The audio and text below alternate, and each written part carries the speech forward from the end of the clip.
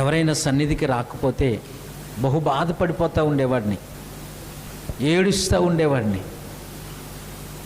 చాలా సంవత్సరాల క్రితం ప్రభు నాకు ఒక మాట చెప్పాడు.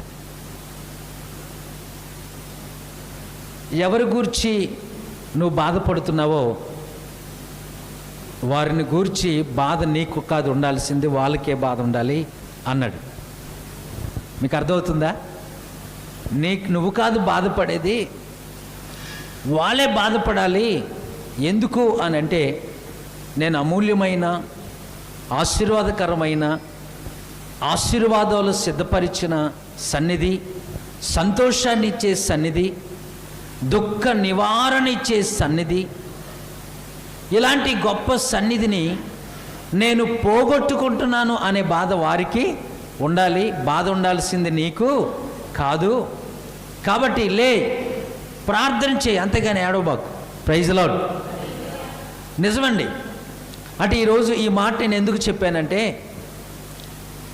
ఈ మాట నేను ఎందుకు చెప్తున్నానంటే, దైవ సేవకులు ఎంతోమంది ఈ విషయంలో బాధపడుతూనే ఉంటారు. అవునా కదండి? చాలామంది ప్రభువా ఆ సహోదరు రావాలి, ఈ సహోదరుడు రావాలి, అందరూ రావాలి అనేటువంటి తపన దైవ సేవకులకి ఉంటుంది.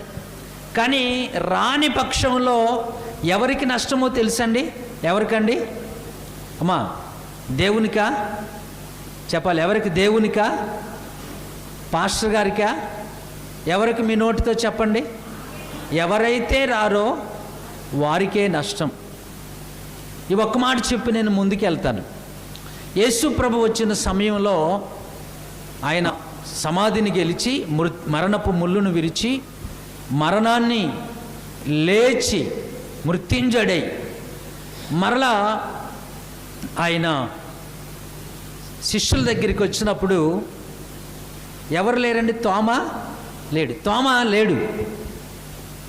యేసు ప్రభు వారు వచ్చి వారిని ఆశీర్వదించి 2 అంతల సమాధానాన్ని ఇచ్చి వారి మీద పరిశుద్ధాత్మను ఊది వెళ్ళిపోయాడు.